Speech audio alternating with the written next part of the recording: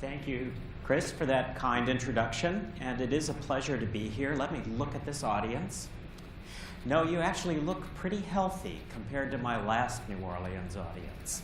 I was here 6 days ago, and I spoke to a convention of oil industry executives. And I was the 8 a.m. speaker after their first night in New Orleans. And I got up, and I thought it was 8 in the morning. I thought I was seeing the sunrise. But I wasn't. I was actually seeing a sea of bloodshot eyes. So believe me, you all look like you just came from the gym by comparison. And it's interesting. I mean, when you think about it, the bookending of those two industries. I think the oil industry has a lot to drink and forget about in terms of what the future is going to bring them. Whereas you all are really on the first step of a very exciting journey, I think, that's really going to remake business, it's going to remake society, remake really sort of the fundamentals of how the United States works over the next few decades. And that's what I'm going to talk about today, is really sort of pushing things forward into, say, the early 20s. Because you all are talking a lot of technology experts about exactly what's going to happen in the next couple of years. I think it's worth stepping back and looking out even further to what we might see in the early 20s. Not so much that we go there right away, but that you keep that in mind as sort of a point on the horizon towards which you can navigate. That's really what I try to do with all of my clients, is to say, you can't go to the future right away, because there's always stuff in the way. You haven't amortized your current equipment, your employees aren't trained right, the customers aren't ready for it yet. But you need to make sure you're going in approximately the right direction. Moving towards the future is a little like sort of sailing upwind. You tack back and forth around obstacles, short term, but you need to make sure ultimately you're going in the right direction. And the right direction for your industry, the direction that I'm going to talk about, is perfect, I think, for your industry, and that is the fact that I think the biggest change that we're seeing at the end of this decade, the beginning of the next, is what I call the virtualization of America and the world. The notion that more and more of how we work, how we live, even how we meet our mates, is going into the cybersphere. Now, a lot of people would say, Mr. Futurist, that's already kind of happened. But I'm going to argue that it has just begun, and that in some ways it is the biggest transition that we're going to see, perhaps really since we invented cities. In a sense, we are creating a new level of intelligence, a nervous system, as it were, overlying the physical world. So first of all, let's just do a quick level set. Even though we all follow technology closely, sometimes we forget how quickly things have happened. So let's look back the same distance as we are going to look ahead. So I'm going to suggest that that is, say, 2006.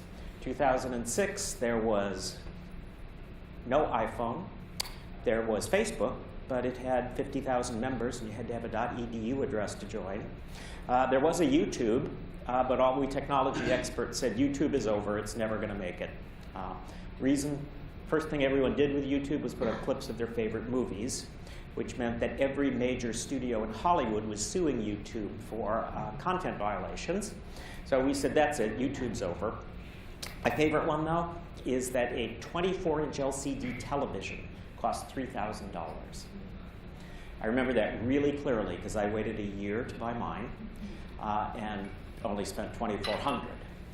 That's because I'm a futurist. So flashing forward now, Facebook's at 1.3 billion. The iPhone is on its 6th generation and is already turning into a wristwatch. YouTube uploads 60 hours of video every 30 seconds. And of course, the 24-inch LCD. It's hard to buy one that small these days. So we're going to trade up to a 32-inch, which on Best Buy yesterday cost $189 and works a lot better than my 2007 version, which, by the way, is for sale now if anyone wants to talk to me after the speech. So change is happening faster now. Now, we all know about Moore's law, the exponential growth of processing and memory. That's been true for decades. It looks like it's going to be true now until the early 20s. Then we're going to start running into some of the quantum effects. But Pretty much, that means the iPhone of 2022 is going to be as powerful as the full-size business server of today. That's just the physics of it. There's another law, though, that's less known, that's also an exponential growth law that is going to be more and more impactful, and that is Metcalfe's law. Bob Metcalfe, of course, is the guy who invented Ethernet, among other things. He was there at the early days of the internet. About 8 years ago, Bob said that the value of a network grows as a square of the number of people attached to it. Now that's really a powerful notion, this 2, 4, 16, 256 kind of growth. And that's how Facebook went from 50,000 college students to 1.3 billion users. And it's really creating a business revolution. Much more recently than 2006, companies like Uber have started and totally disrupted existing regulated industries. It's happened with Airbnb. It's now starting to happen in finance. It's very interesting. 3, 4 years ago, my banking clients heard about this peer-to-peer lending thing where people who wanted loans went to a site and they were matched with people who wanted to make loans. And the banks basically said, well, that's just crazy. That's just not going to work at all. There's so many problems, we're not even going to think about it. Well, of course, Lending Club went public a few months ago. They're now lending close to $2 billion every quarter. In the UK, car insurance is beginning to be done in networked fashion, where actually people get together to self-insure their car insurance. Underlying it is a major policy for huge disasters, but it's pretty much self-insurance. So this notion of sort of allocating resources more effectively, whether it's Uber or Airbnb or the banking industry, these ideas are happening so quickly that it gets ahead of the regulators. All around the world, regulators are still trying to figure out what to do about Airbnb, what to do about Uber. We're going to see more and more of this. So really disruptive, fast-growing businesses that have much of their operations in the virtual world. They are selling very often physical services, but their back offices are simply in the ether. So that's going to be a powerful driver of new businesses. Let me talk very briefly about technology. You're all pretty familiar with technology, of course. But the key to virtualization is that by the early 20s, we will always be connected to the internet, 24 hours a day, 7 days a week, either directly by our devices or indirectly by the objects around us. So just sort of going through how do we stay connected. I mean, right now we're in the smartphone era. Welcome to the iPhone, by the way. The smartphone era, though, it's still a little inconvenient. You take it out of your pocket, you have to turn it on, et cetera, et cetera. So that's why we're starting to see the rise of things like the smart watch. I've fooled around with some of the watches.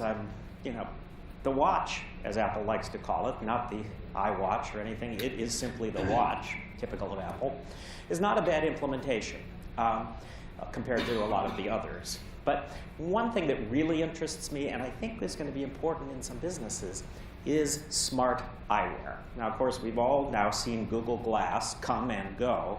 Google Glass was a terrible implementation, in my view, of heads-up goggles, and it's kind of given it a pretty bad reputation. But I've been working lately with some manufacturers and have seen smart eyeglasses that are really quite impressive and that will be seen in the workplace, first of all. The pair that I've tested most recently, we won't really see commercially probably for another 2 or 3 years because it's pretty sophisticated technology, although the workplace may see it earlier than that. They look kind of like this, a little chunkier than these because there's electronics, but they'll get the styling under control. Connects wirelessly to my mobile device. And has 2 little projectors built in on the sides here so that the image of my screen is projected down here in the bifocal area. So it seems to sort of float in front of you. A 50-inch screen is what it looks like, but it's floating out in front of the world. What's interesting about these is they use bone conduction for audio input and output, which is a pretty well-known technology in the military. It's catching on other places. It's been around quite a while. It's a little transducer that sits on the back of the temple of the glasses right over this bone behind your ear. So the sound of whatever you're listening to goes straight into the bone. There's nothing sticking in your ear. And more importantly, your device can hear you when you speak very, very quietly. No more shouting into your phone. So, put these things together. I put this on, paired it to my Android phone at the time, which I had set up with voice commands. I went up on the street. I said, "Where am I?" That was my command to bring up the map. The map of where I was came up superimposed over exactly where I was physically. I looked around. Now, that's just the beginning of what's possible with these overlaying data on top of physical reality. Now, there's lots of interesting consumer applications that people are working on. Actually, I've come up with one myself that's a baby boomer application called What's Their Name? And it's very simple. You've got your smart glasses on, you're walking down the street, you see someone coming towards you, you can't remember their name, so you say very quietly, "What's their name?" And all these have cameras, takes their picture, search through LinkedIn, Facebook, Google Images, comes back a microsecond later, says, "That's Michael Rogers." "Hi, Michael, it's good to see you." I'm working on a second version now that will actually remind you of your last conversation with that person. So you're not going to have to remember anything in the future. But we're not going to see those for a few years.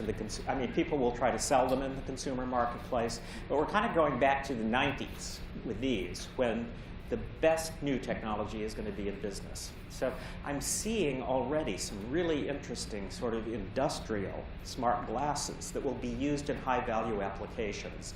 For example, repairing oil rigs, right? You're out in the middle of the Atlantic trying to fix an oil rig. It's a very high-value proposition. These smart glasses will let you call up all the documentation, all the instructions on how to fix whatever device you're working on trying to fix. And then if you get stuck on trying to figure out what the problem is, you turn on the video camera, it connects to the expert in Houston, you show them the problem, and they talk you through how to fix it. Very similar application being done now for jet engines, because when you're a mechanic and you've got your head stuck in the engine cowling, you don't exactly want to be looking through three-leaf, notebooks looking for instructions.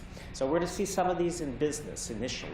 So once again, we're connected to the enterprise in a very interesting new way.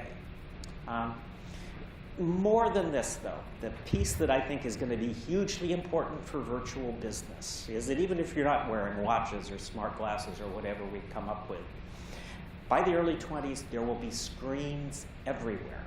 Remember how fast the price of the LCD screen came down?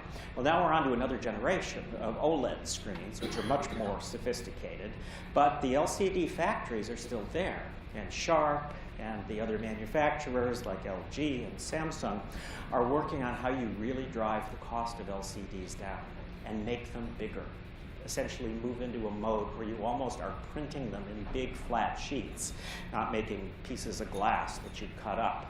So by the early 20s, and before that, we're going to have very large video screens at very low cost using 4K technology, the new ultra-high definition that they're trying to sell us as consumers, which is really nice, except there's not a lot of content for them yet. Where 4K gets exciting is in telepresence, the idea of creating real windows between one office and another office thousands of miles away. The concept is ambient telepresence, and that to me is sort of the end game of video conferencing. What that means is effectively a video wall that's on all the time that opens into another office or multiple offices. I'll give you an example of an experiment I've seen along these lines. The people who were doing it set up a lab in Palo Alto and a lab in Oregon, connected them together with sort of this incredible telepresence system. And the best example of how it worked is you'd walk into the coffee lounge in Palo Alto, ordinary coffee lounge, table, chairs, coffee pot, and on one wall was a huge video screen. And on that wall was another coffee lounge. Exact same table, chairs, coffee pot. The walls were painted the same, so it kind of appeared that the room you were in just sort of faded into that other room. It had localized audio, which is part of 4K technology, so that it accurately places the audio in real time wherever a person is speaking. So you walk in, little bell rings in Oregon, so they know that there's someone there. And your coworker in Oregon comes in to get their coffee. They get their coffee, pour coffee, you stand there, drink your coffee, have your little water cooler conversation, and then you go back to your regular physical offices. But this idea of constant connectivity through ambient telepresence was sort of carried throughout the two offices. Now, this was very complicated, very expensive. Do not try this at home experiment. But they actually did a research project in which they took a piece of work, divided it in half, had half done in Oregon, half done in Palo Alto, ended up with an actual paper by work psychologists that said the work proceeded as if all the people were in the same physical space. Now that's a profound finding. And so I think telepresence, these ideas of really starting to connect things together, are going to make the virtualization of work in the 20s take another giant step forward. And I'm going to get back in a second to how that fits in with the predilections and lifestyle of the next generation. But first of all, let me just say one quick thing that we also need for virtualization, and that is constant high-speed broadband absolutely everywhere in the United States at low cost, and probably wireless for the most part. Now, particularly for those of you from rural areas, that may sound like that's jumping ahead a bit. And in fact, in some cases, we're seeing the cost of data going up. Wireless data has new data caps, things like that. That is temporary. And the telecoms are doing their best, I think, to make as much money and cherry-pick markets for as long as they can. But those days are ending. Essentially, a combination of things. We're opening up new frequencies for wireless broadband. We have multiple new technologies for reaching rural areas with high-speed broadband. There is still dark fiber buried in the ground from the year 2000, when we spent all that money burying fiber. And the federal government, on a number of levels, has finally said, this broadband thing is about as important as, say, rural electrification in the 30s, or the national highway system in the 50s. So we're going to see a lot more federal work on this. I mean, the classic example is the Universal Service Fund, that tiny, mysterious charge on your phone bill each month that for 50 years has said wherever you live in the United States, a housing project in Bed-Stuy or the wilds of Wyoming, you can get a voice telephone line at a reasonable price or subsidized, because the government says having a voice telephone line is part of being a citizen.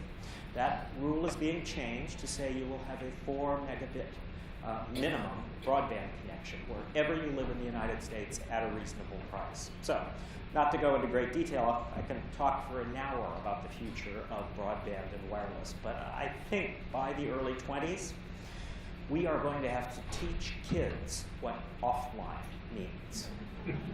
Because online will be the normal state of things. Everything in your life, from your picture frames to your refrigerator to your car, all cars will be internet connected probably starting in 2017, 2018. Everything will work better when it's connected to the internet. In fact, for kids, it may be worse to lose your internet connection than to lose electricity. Because a lot of your internet devices are battery powered and you can wait out this electricity thing, but man, without internet, half of your world disappears.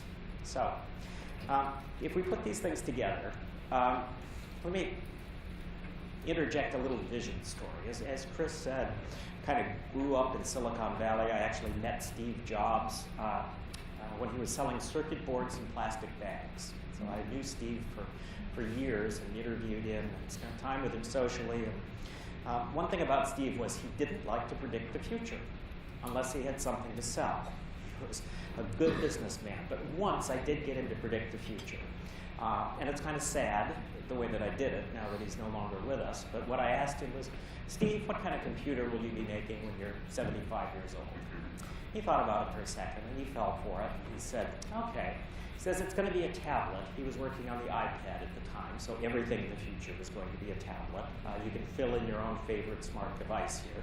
It's going to be a tablet, you know, incredibly thin, super high resolution, probably flexible, enormous amounts of memory processing power, huge connection to the cloud. He said, and maybe you get it as your first adult computer. You're 12 years old.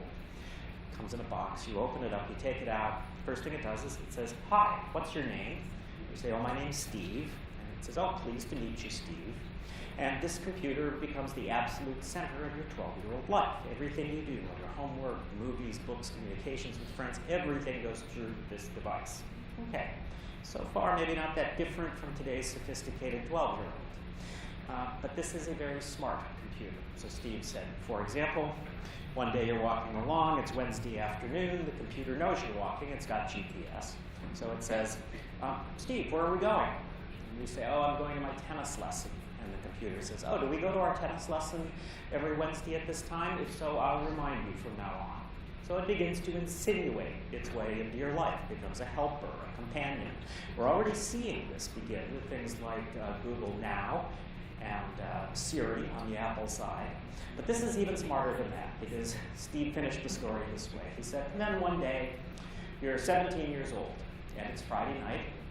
You're up in your bedroom by yourself with your computer, and the computer says, Steve, why aren't we out tonight? And you say, oh, I just broke up with my girlfriend. And the computer says, Steve, it's the third time it's happened that way. Do you want to talk about it? So, I don't know, but I don't tend to bet against Steve Jobs. In fact, there's a lot of work going on now on automated, artificially intelligent counseling programs. That's another story. But the key to that is artificial intelligence. Really, really smart software. And that is what the cloud is giving us, is suddenly the ability to truly make intelligent software. Because it lives in the cloud. It can be enormous, but it can be accessed anywhere on a desktop, even on a mobile device. The classic example here, IBM's Watson. You know, IBM is now betting $1 billion on Watson as an intelligent platform. And Watson is pretty intelligent. I don't know how many of you remember that time when Watson became the World Jeopardy champion. That's certainly when it got my attention. Watson was playing against the two world champions in Jeopardy, both guys. Watson was this big blue light bulb at the podium between these two guys. IBM thought this is a really good test of artificial intelligence. A couple things. Natural language recognition, because those Jeopardy clues in the form of answers are, you know, pretty usually double meanings, complicated puns. Secondly, it's general interest. It's not just one thing. It's pulling together a lot of disparate information. So it was a good test. And sure enough, Watson was beating the two humans. And you could see the humans starting to worry. And then it came to that point in the game where you can choose a category. And one of the categories was chicks dig this. And it was the humans' turn to choose. You could just see their eyes light up. Okay, here's something a computer doesn't know anything about. Women. I'll take chicks dig this. Turned out that chicks dig this was about female archaeologists. And so the first answer was, Kathleen Kenyon's excavation of this ruin mentioned in Joshua showed the walls had been repaired 17 times. Watson got it right away. That's Jericho. The humans are still thinking, Joshua, who's Joshua? Who was, right? So that's when I realized this is powerful. So Watson, of course, has gone on to study medicine and is now basically prescribing in the oncology area at Sloan Kettering and a couple of other clinics, working alongside doctors, doing analyses of cases. But I'm told not a lot's been published yet, but Watson is a great diagnostician, coming up with diagnoses before the doctors can even open the manila envelopes, and also giving you an exact percentage of how sure she is, whether she's right or wrong, something you don't get from a lot of doctors. Not replacing doctors, but providing a second opinion anywhere in the world. Watson is studying law now. And of course, what IBM is doing is building a platform on which other ISVs, other companies can build software on top. And we're seeing all kinds of applications, ranging from Chef Watson as a cook. There's actually a new cookbook of recipes that Watson has come up with. Watson was fed every single recipe they could find in the world, plus lots of data on human taste buds, what flavors we like, what flavors we don't like. And Watson was asked to come up with recipes that would be very popular but have never existed before. And I've actually tasted some of these. The Austrian chocolate burrito is pretty amazing. If I named you the ingredients, which involves also lemongrass, you'd say, what? But it works. So anyway, the book just went on sale a couple of weeks ago, worth looking at. So Watson can do lots of things. And ultimately, this is going to be a very, very powerful platform. Watson's not the only one in town, too. There's Palantir. Palantir is, of course, a West Coast company that is not as well known as Watson, but also does a lot in the unstructured data area. Working a lot for the CIA and the NSA, but now moving more into the public space. So that right there is going to be a lot of extra intelligence. That ties pretty quickly to smart objects. Now, it's interesting. Chris mentioned that CGI is doing some work with a Midwestern city or a city somewhere in the United States. I do a lot of work with real estate developers, and one thing I talk about is the power of smart objects in the built environment to create enormous amounts of data that we didn't have before. Smart objects, obviously, we can make a chip as small as a baby's fingernail that measures anything from temperature to alkalinity to acceleration. Marry that to a chip as small as a baby's fingernail that connects it to the internet. And you can put this on existing infrastructure. We don't have to run wires anymore. We can actually retrofit, which is a very important distinction. Now, a lot of people hear this and they'll say to me, okay, little tiny radios that connect to the internet, who's going to change the batteries of these little tiny radios? The answer is a lot of them don't use batteries. They use energy harvesting, where they use so little current that they can draw it from the environment. For example, there's one kind of smart sensor already being built into infrastructure. It's a tiny chip that senses icing on a road long before a human would ever notice it. And it's being built into some bridge surfaces now. And it's powered by the flexing of the bridge as tires go over it. Now, it's actually not attached to anything on the internet right now because we don't have internet-connected cars. That's coming in probably 2017, 2018.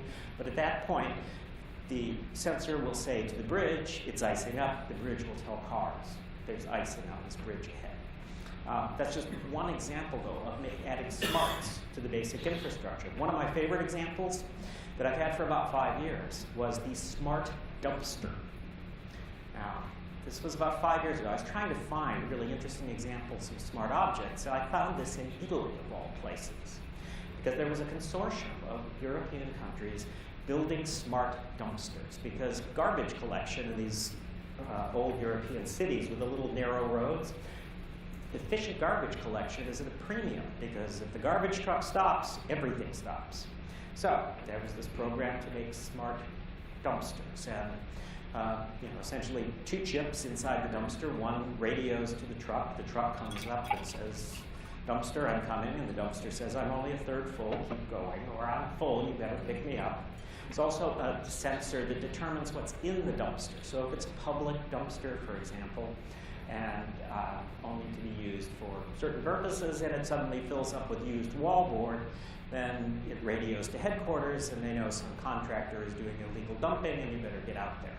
So about 5 years ago, this consortium began testing these. And I kind of forgot about it for a few years, and I checked 6 months ago. I wonder what happened to those smart dumpsters. Well, the consortium doesn't exist anymore, because there are now 5 companies competing in the smart dumpster space. It is a huge hit in Europe. Now they're moving here. My favorite example, though, was one company in the competitive race has given every one of its smart dumpsters a Twitter feed. Now, I thought that was pretty exciting. So, I logged on to the Twitter feed of a dumpster on the docks in Copenhagen, which told me it was half full, and it was 24 degrees centigrade, and And that was about it. It actually turns out that dumpsters don't have that much to say. But the Twitter account was a nice touch. So we're going to see this throughout the built environment with a lot of intelligence behind it. Just one other quick example. Newark Airport, big international departure point. Newark Airport in New Jersey has a lot of parking lots. And car clouding and break-ins have always been a problem. So about 6 months ago, Newark Airport put in new lights, really bright, high-intensity lights for all the parking lots. But they also put cameras in. Now, these were not just ordinary cameras. They were IP-enabled cameras that went immediately into an intelligent piece of software that observes the walking patterns of everyone in the parking lot. Because it turns out there are very characteristic things, kinds of walking patterns that people do if they're planning to break into cars. And they only told me one of them, which is basically go up and down the row a number of times. But of course, I mean, I do that looking for my car. So, but they said that's not the only one. There's a series of characteristic patterns, and when someone at a remote site is warned someone's acting funny, maybe you better send out someone to take a look at this. So this kind of addition to the built environment means that our cities and towns are going to become real creators of enormous amounts of data that can be used profitably to manage the cities. One quick thing that's a little more boring, but really crucial to, I think, your whole industry, is that every industry in the United States is driving towards digital standards.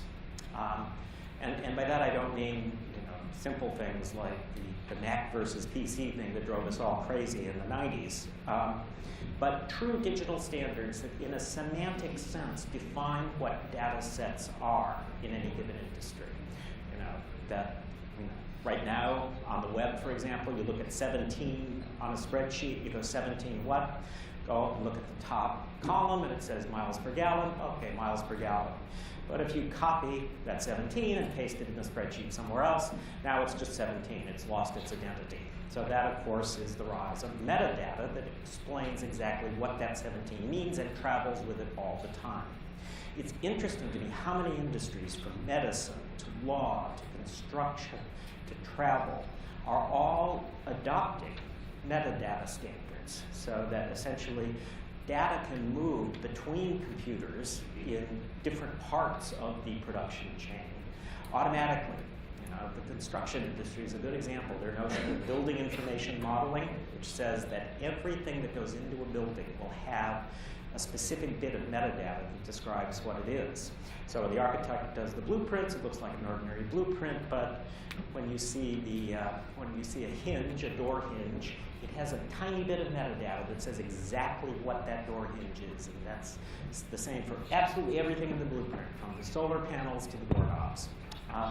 When the blueprint is done, it goes out for bids, and it means that the contractors just send that electronic file to all the hardware companies, who then just run that through their systems and do a bill of goods that takes, half an hour to produce, as opposed to the old days when you had people with spreadsheets writing everything down and adding up the number of doorknobs.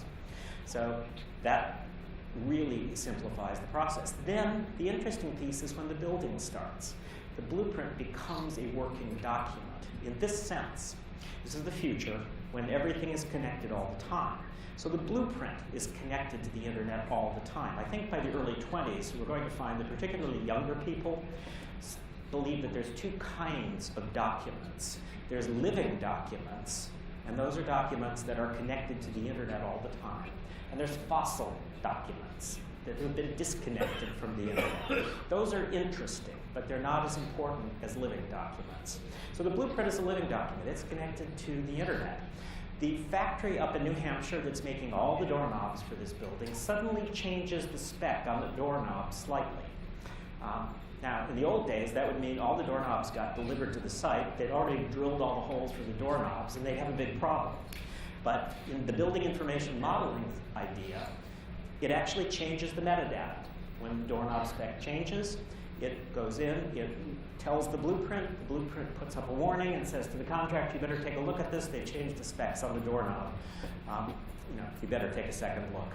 So that is the power of these interlaced data systems. They're not just within one company. They let completely different companies in the same value production chain exchange information in a completely automated way.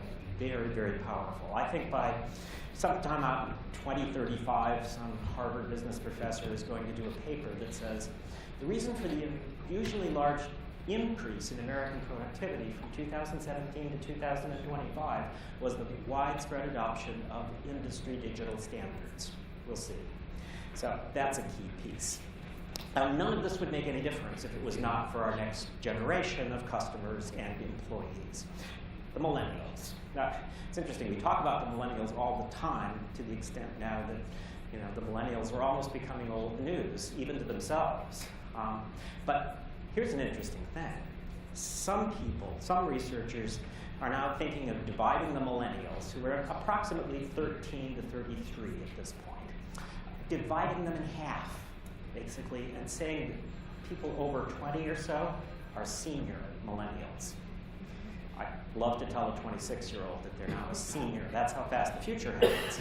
But the reason that they're saying that is because people under 20, their entire approach to the virtual world is so different.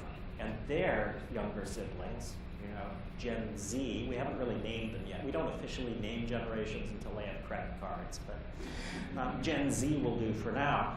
They're growing up with iPads when they're 3 years old, with kid-friendly social networks, kid-friendly virtual reality. What all of this means, I think, is the key about this post-internet generation is that they have the ability to create and maintain meaningful virtual relationships. And that is a profound difference from previous generations. Hard for previous generations to understand. And that the millennial generation has some balancing to do to figure out what belongs in the virtual world. But they will be uniquely set to work virtually. And I think, particularly in large cities, there will be more and more virtual work. Congestion is going to mean that you simply can't move people around as much. No matter what we do about fuel, traffic congestion is still a huge problem. And in the future, talented millennials are really going to want to know why they have to sit in the car for 25 minutes to come and sit at the cubicle and IM and text and use video conferencing. And you better have a good reason, or they're going to go someplace else. Now, that doesn't mean that physical places are going away. It's still going to be really important to have physical presence. But I think in the future, offices and business places will be used for collaboration, for creativity. All the big companies I know that are doing 10, 15-year real estate plans are getting smaller floor plates, and they're not making as many cubicles. They're making places to collaborate. So maybe there's a model in the future where young workers spend part of their time at home or at regional telepresence centers, and then once in a while they go into the big city.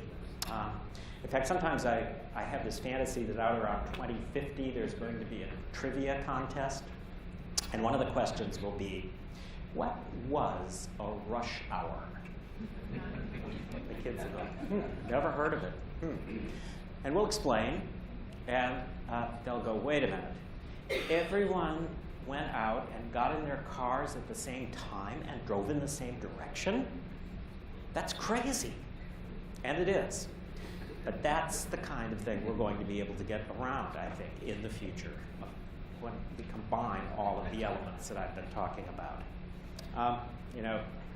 The millennials' life cycle is going to be interesting to watch, our next generation of employees. Because right now we're seeing a lot of movement into the cities. But the difficulty with the cities is, besides congestion, is no one, and I work with a lot of major cities, has really figured out how we are going to make these family-friendly places. The cities are simply too expensive. The public education system, while it can be repaired, it can't be repaired really quickly, and not a lot seems to be going in the right direction. So a lot of interest is focused now on what happens as the millennials reach family formation. The millennials are coming to family formation quite a bit later than any previous generation. You know, there's an interesting theory about that, which says that there's actually a new segment of growing up that's called emerging adulthood. You know, it is a fact that we invented or discovered adolescence at the turn of the last century. Before that, adolescence wasn't really seen as a separate part. You were a kid and then you were an adult. So, beginning of this century, there's some thought that that period between 20 and 30 is emerging adulthood, and then there's another phase that starts after that. So when family formation begins, it seems to me that we're going to see more and more movement to the places in the United States that still have land, that still have quality of life, that still have reasonable costs. That's going to be made all the more possible by these things like virtual work and telepresence. So that'll be an interesting shift. The other piece, though, of course, is education. Now, education is an interesting one. Obviously, the United States needs to focus on STEM education. We're pretty much the only developed country that really lets kids get to about 7th or 8th grade and then say, you know, I don't really get math. And then we don't follow up on it. You know, we don't let them get to be 7th or 8th grade and say, you know, I don't really get this reading thing. But we do let that happen with math. There's a professor at Harvard who coined the phrase innumeracy and has talked about this for years. A new focus on STEM is really crucially important, and it's only going to happen with a push from the private sector. The other piece that I'm interested in, and this is kind of speculative, but it's the whole notion of four-year college as the only way that you can get this kind of education. More and more audiences that I talk to are saying four-year colleges are just not doing what they're supposed to anymore. And part of the reason is this focus on white-collar jobs that involve sitting in an office and using sort of liberal arts skills and some business skills, that those jobs, because of automation, are actually in decline. It's interesting, I talked recently to a group that represents plumbers, electricians, and HVAC repair people.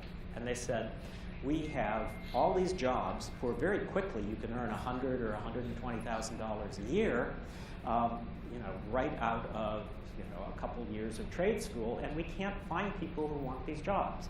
And the reason is that our educational system sets as its goal, every kid goes to four-year college.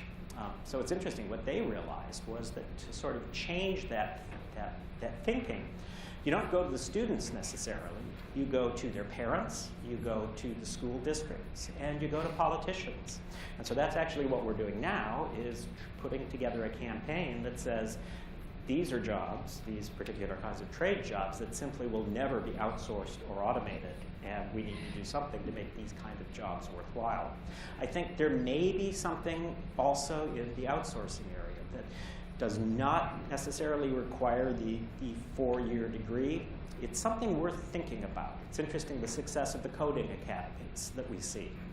Now, coding academies, in a sense, are more like associate of arts degrees, two-year degrees, but even shorter than that. We don't want to go too far in that direction because it's very clear that we need other skills than simply writing code. But maybe there's something in between the traditional four-year college degree and jumping out of high school to become a coder that makes some sense and is worth experimenting with. So I'm going to leave some time for questions and answers. Let me just say that in terms of innovating over the rest of this decade, there's going to be a lot of new possibilities, and sometimes it's almost overwhelming when you see how quickly things will move around. In fact, sometimes even as a futurist, I look at how quickly things are changing, and I just get tired. Oh my God, this is really changing too quickly. But I always think back to a story about the writer Tolstoy. Tolstoy, towards the end of the 19th century, was probably one of the most famous writers in the world. Back then, that really meant something. And towards the end of his life, that was also the time that the Lumiere brothers in Paris were inventing motion pictures.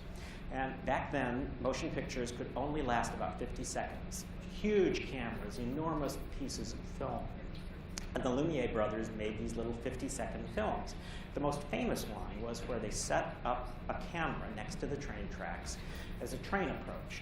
And all it was the train coming into the station, getting bigger and bigger and bigger. But they showed this around Europe, and people would literally scream and fall out of their chairs. They had never seen anything like this before.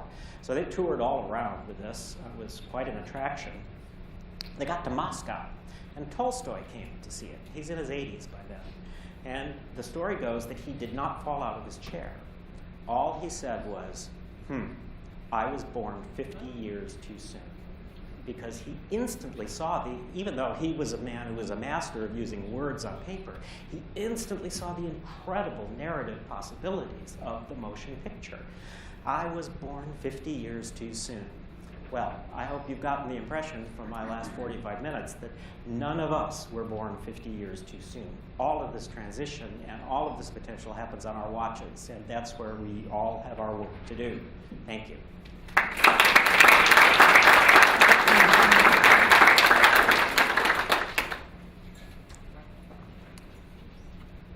I'm going to let the microphonists find people. Why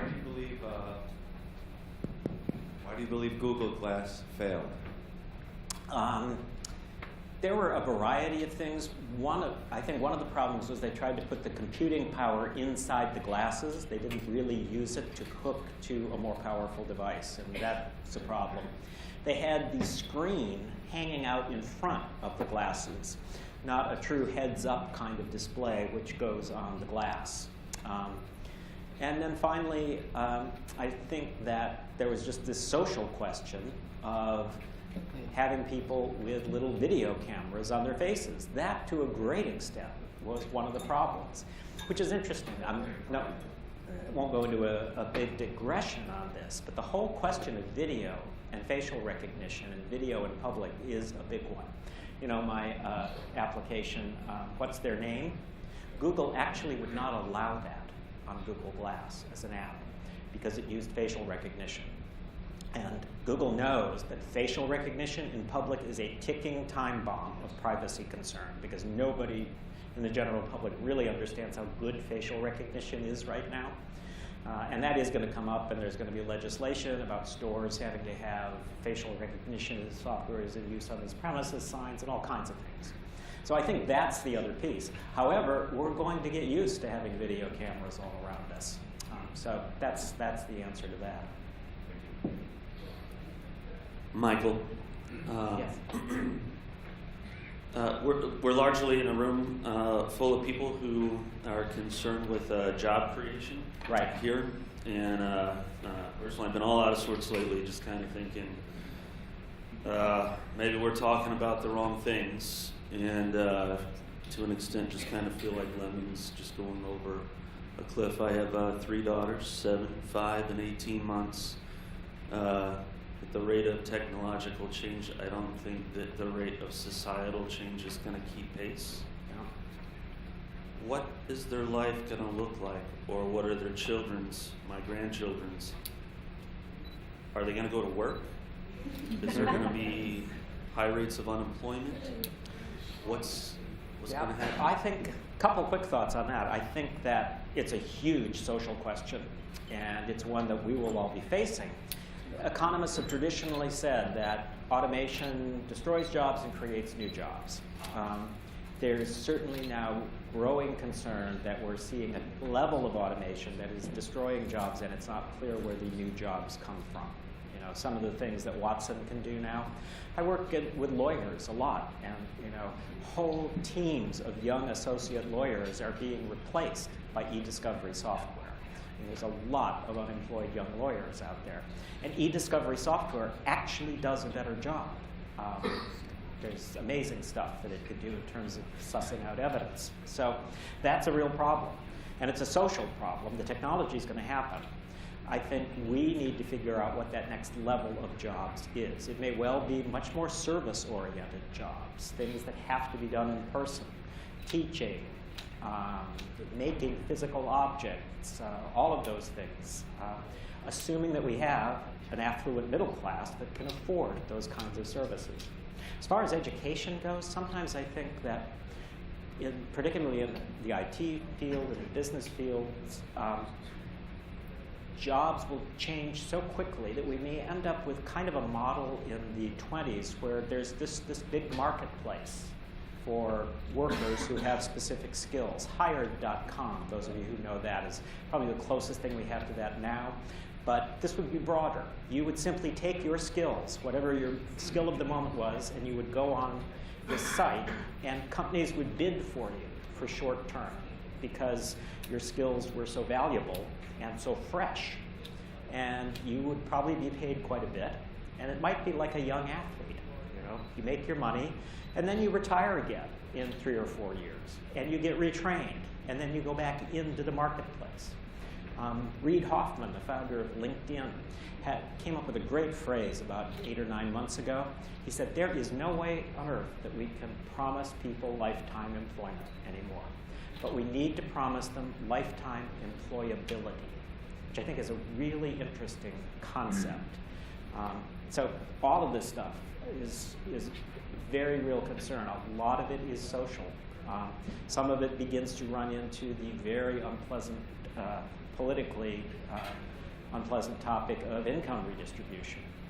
But I haven't even mentioned robotics, but service robotics, hamburger robots, for example. I saw a business plan recently for probably one of the most successful hamburger robots I've seen yet. And the business plan said this becomes financially viable when the cost of labor reaches $15 an hour. Well, there's a major social movement in the United States to raise fast food wages to $15 an hour. Yes, that's right. So it's a big question. Who's working on it? Sorry. Oh, who's working on it? Yeah. Almost nobody, I don't think. I mean, I don't think that I think it's a public policy question to some extent, and it really hasn't been recognized. I think that the notion of income inequality is sort of the first step in that direction that opens the door, and that, of course, has really become politically viable to talk about only in the last 2 years. But it's a combination of government policy, education, because the technology itself is simply going to keep going. Great. Yes. Great talk. Interesting. So, related question. I'm wondering if you think there might be a backlash to all the technology and invasion of privacy. So, my daughter, who's in college, uses a flip phone. She refuses to have a smartphone and shut down her Facebook account a few years ago. And so, and her reason is she doesn't want to be that connected. Right. She's very socially connected with people, and I know somebody else who refused to download Facebook Messenger because when you download Facebook Messenger, they're tracking all kinds of things and wants their privacy. Yeah. So I'm just wondering at some point, will there be especially with young people, will there be some kind of backlash movement to say we don't want to? I'm scared of the smartwatch because it's going to send a little vibration every time I get an email, and it's going to be I'm never disconnected. Right. Of course, smartwatch users now say that's much better because you hear the little haptic buzz and you don't have to be looking at your phone anymore. You can appear to be paying attention to someone. In the broadest sense, I think people are still going to fall into categories along a spectrum of I want to completely live in the virtual world, and there are people like that, kids like that, and some adults, to, I want as much physical contact and real presence as I can have. But what we're going to see over this next decade is the lever for the general population is going to move more and more towards more experience in the virtual world. And appreciating the virtual world as a place that offers a lot of new opportunities. All of these issues, like privacy, we're going to have to deal with. And the other important thing I think to keep in mind is never before in human history have we had such an incredible shift in how we relate to the physical environment and how we relate to each other occur in such a short time. It took us 300 years to figure out what to do with movable type and books, right? And this has happened in 10 years and will continue to happen. So I think there'll be a continuum. I'm quite sure that by 2025 there will be marriages virtual marriages where the people have never met in real life and have no interest in meeting in real life. And there's a lot of research going on right now as to how they will conduct their intimate life, and I'm not going to touch that. And if they decide to procreate, you know, there's always FedEx. So,